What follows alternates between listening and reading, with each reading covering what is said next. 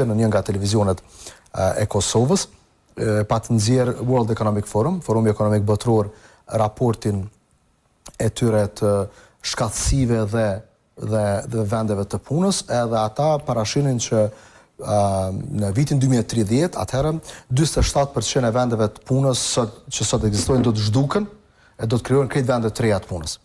Kur i kemi diskutuar atëherë se cilat vendet punës do t'i zhduk, po themi, inteligjenca artificiale, kanë qenë kryesisht diskutimi për vendet të punës që në anglisht i quajnë blue collar jobs, ose vendet të punës me mantilat të kaltërt. Kryesisht në prodhem, kryesisht vendet që kërkohet pak më tepër punë mekanike.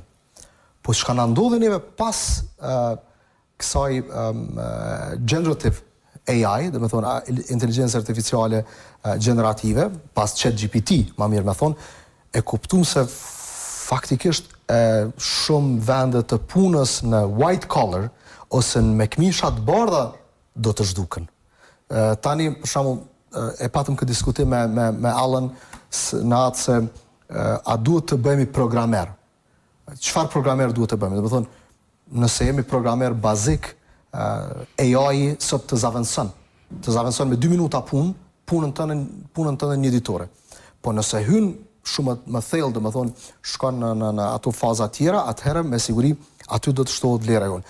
Kështu që unë më tepër se çka studion, kisha me thonë se si studion edhe ku studion.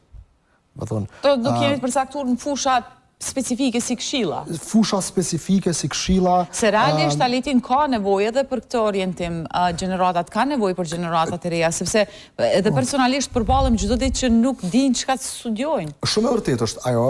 Ne mundohemi me i dhënë këshillime në karrierë, e kemi një zyre të karrierës në uni që është ndoshta ndër më të mirat, kemi një land ku bëhet një lloj informimi personal se çka kanë përfunduar dhe çka kanë afinitet? Po, ne jemi, po më duket, universiteti vetëm në rajon që kemi lëndë obligative për secilin student orientimin në karrierë i pasuar nga një internship ose punë praktike e obligueshme me kredi. Njëjtë që është me kredi edhe kursi i Allanit, do me thonë, është kurs akademik, po na po e zhvillojmë mënyrë ma praktike.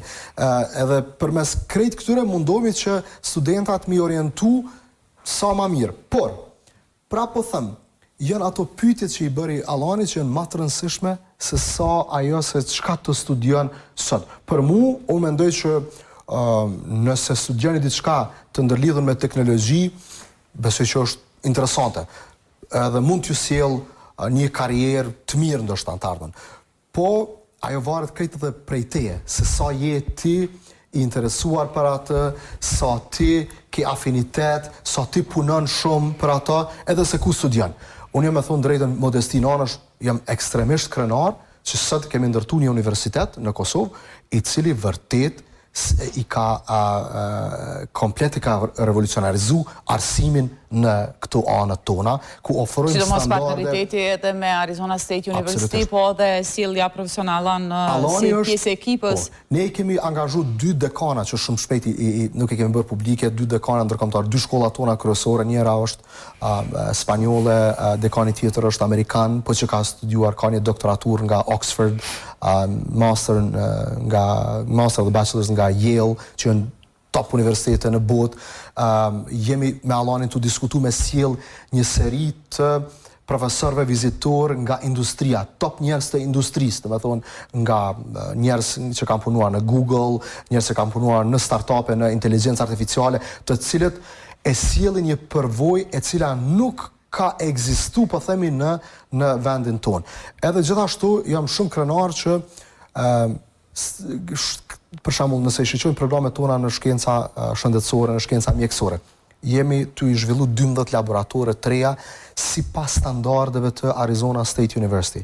Nëse shiqojmë programet tona në shkenca kompjuterike, kurrikulën e re që kemi zhvillu është absolutisht standardet më të larta botërore. Me UniPlus, ato që e diskutoi Allani, jemi duke u mundu me kriju një trup akreditus, certifikus, i cili ju jep vullë dhe kredibilitet studentëve tonë dhe gjithë të tjerëve në Kosovë, jo vetëm ata që janë student formal, po themi në edukim formal në bachelor ose master, po edhe ata në edukim jo formal të cilët vinë tek ne, po themi si rasti i juj ose i dikuj tjetër që vjen nga një industri tjetër, nga një profesion tjetër, për të bërë, po themi, të punësueshëm në pozita të larta për tregun global. Edhe sot e mira është edhe në Kosovë kemi mira njerëz që punojnë për kompanitë më të mëdha globale duke jetuar në Kosovë. Që është fat, edhe duke u pagu me standardin. Duke u pagu me standarde. Pikërisht për shkak që i kanë dhënë mundësi vetës. Me rrogat të Amerikës, me rrogat me shpenzimet të Kosovës.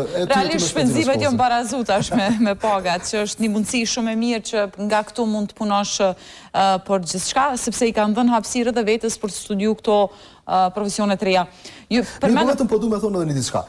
Për mua është krenari shumë e madhe që një njeri si Alan Greenberg, i cili ka qenë drejtor i edukimit në Apple, ka udhëhequr disa prej produkteve dhe projekte më interesante, më të rëndësishme në fushën e edukimit në Apple, i cili vjen me një përvojë mbi 40 vjeçare në teknologji, të sjell përvojën e tij, të sjell rjetizimin e tij, të sjell gjitha lidhjet që i ka me këtë botën për studentët tanë. Unë mendoj që këto mundësi duhet të shfrytëzohen në mënyrë maksimale. Absolutisht. Edhe kemi një rini e cila është e uritur për punë e për sukses, tani kemi edhe mundësitë që ato ta kthejmë në sukses. Edhe që kanë mundësi të orientimit. Can I add one point to that, just to go back to something you said a little earlier? I think that there are, and I'm going to make this really simple. I think that if you want to be an entrepreneur today, and if you want to develop yourself in the professional areas, I think there are two very simple questions you have to ask yourself. And you need to be able to answer these questions in order to be able to progress, in order to be able to achieve things. And the two questions are why, and the second question is how. It's that simple. If you ask yourself, why do I want to do this? Maybe you can put also, yes, I can do it. Well, no, I'm saying to you sometimes, because I mean, one of the things I'm going to ask students to do tomorrow is I'm going to ask them to get a piece of A4 paper and draw a line down the middle and put positives and negatives and write a list of the positives and a list of the negatives. And I'm going to test them on those two lists. So I'm saying to you, sometimes you can have a really good idea, but either it's been invented previously or it doesn't work or there's reasons why it doesn't. But who do you go to get that advice, that information? Who do you go to understand that journey? But I come back to the simple questions. If you're able to answer the why do I want to do this? Why does this need to happen? That is one huge step forward. And then the second question which follows is how do I do this? And the how is an evolving set of circumstances. In other words, it's not rigid, it's not fixed, it will be iterative by nature, it will change, it will evolve, it might need to be changed because something doesn't work, it needs to be. But if you can answer the why and the how as an individual, then you have a hope. I think that's the best way I can describe it. Kemi fol pak për ChatGPT pak më herët, se sa të mira në përgjithësi i sjell njerëzimit sot. Para disa ditësh në Kosovë kishim një ose udhëzime, pikërisht kjo është pyetja, ose udhëzime para disa ditësh. I need to interrupt you, okay? AI is not ChatGPT. No, let's be clear about this, because this is very dangerous, and I want to get this clear, okay? AI, generative AI and conversational AI, is many different LLMs, many different infrastructures. ChatGPT is very good at some things, but ChatGPT is not the answer to your question. And if you're going to ask me a question about ChatGPT, then I'm going to give you an answer which you might not be very comfortable with. If we're talking about built-for-purpose AI solutions, then we can have a much longer conversation. Can I finish my question? By all means. Unë tentoja që të pyesja për të dyja gjërat. Do të thotë edhe për ChatGPT-n që e përmendëm, po edhe për inteligjencën artificiale në përgjithësi. Disa ditë më herët ne kishim një raportim nga mediat në Kosovë të një deputeti në Parlamentin e Kosovës, i cili po tentonte që përmes ChatGPT-s të shkruante një status për një status në Facebook për një çështje që po diskutoi në Kuvendin e Kosovës dhe për cilin ai kishte rol, sepse ishte pjesëtari i Kuvendit të Kosovës. Në anën tjetër, kemi një zhvillim kaq të hovshëm të inteligjencës artificiale, të dyjat me specifika të veta, cilat janë përparësitë apo mangësitë të dyja rasteve dhe sa do e ndryshojnë jetën tonë realisht në praktik. Mund ka hapësirë që të friksohemi në këtë drejtim, se mos jeta jonë po merr kontroll nga ajo që ne kemi kontrolluar si individ tashmë përmes teknologjisë informative në këtë zhvillim të hofshëm, apo mund të menaxhojmë këtë zhvillim të teknologjisë apo të inteligjencës artificiale? Okay. So A ishte pyetje tamam si duhet këtë rast. I understand the question very well, but I'm not sure you're going to like the answer as much as you like the question. So let me just try and answer it the best way I can. In 2023, we had the launch of ChatGPT, the launch of AI, and an explosion of interest. In 2024, there's reason to believe that you will see the evolution of what I describe as built-for-purpose AIs. In other words, they have a specific discipline, a specific interest, a specific responsibility. And that specific responsibility has to be around authenticity in whatever subject matter we care to discuss. It has to have what I've outlined previously as a trust coefficient. So there has to be a way of being able to trust the technology that you're looking at. And the reason that I know I'm right, and if I can explain in more detail, is Microsoft go and invest $13 billion in OpenAI, okay? Then, having developed OpenAI, they want to then build that into their ecosystem of software. And what they had to do, or what they have done, is build something that is called Copilot. And Copilot is there to basically help enterprises configure the AI built for purpose, specifically to the needs, to the trust coefficient, to the authenticity, to the requirements of those clients. If you don't have Copilot, you have a mess.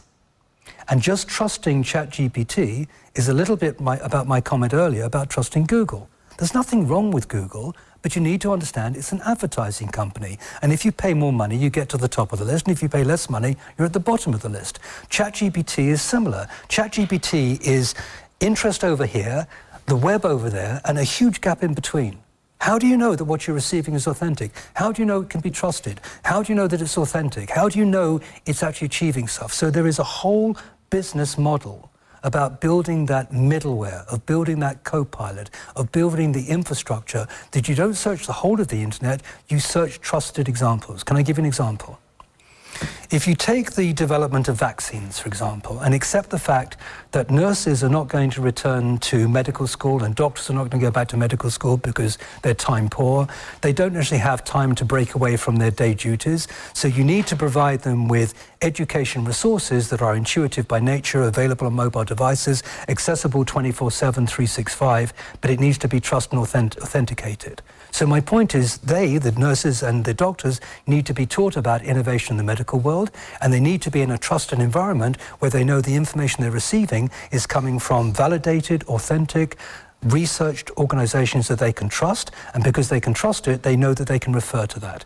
And whether they're reading that on the bus or on the train or late at night or on the morning on their way into the hospital, that's the environment we're talking about. And a lot that I will be discussing over the next couple of days is about this built-for-purpose element of using the right tools to achieve the right objectives, understanding the critical thinking that needs to go behind it, understanding that you have to interrogate the answers in order to get to what's valid and what isn't valid. There's a whole new process. But respectfully, what I've just outlined to you, tell me I'm wrong, is not currently taught in schools. It's not currently taught in universities. It is a new paradigm in terms of the theory of education, how we work with these tools, and it will change education radically over the next 12 months, 24 months, 24 years. Bazuar në krejt këto që u thanë dhe këto përparësi dhe mangësit, cilat do që peshojnë më shumë, mund të jetojmë pa inteligjencën artificiale, mund ta bëjmë skip, apo mund të mbijetojmë pa të, apo është e pashmangshme tashmë kjo botë e re? Can we live without the motor car? Can we live without the wheel? Can we live without any other resource? We have to learn to use it. Well, hang on a second. I mean, if you took airplanes away, how do we get from point A to point B? If you took cars away, you couldn't even use the car. You have to learn to use things, but then you put rules in place. Okay, you have to drive, well, in England we drive on the left-hand side. In this country, I don't know, for whatever reason, you drive on the right-hand side. But the point being, there are rules of engagement. And you learn to respect the rules. Most people do anyway. And you drive in a manner that's respectful to other drivers. And you live in society in a way that society can exist. We need to learn to live with these tools. But the genie is out of the box. This isn't going to go away, but we have to deploy pragmatic, authentic, sensible solutions that can be trusted, that are authentic, that can allow us to achieve these objectives. I'm the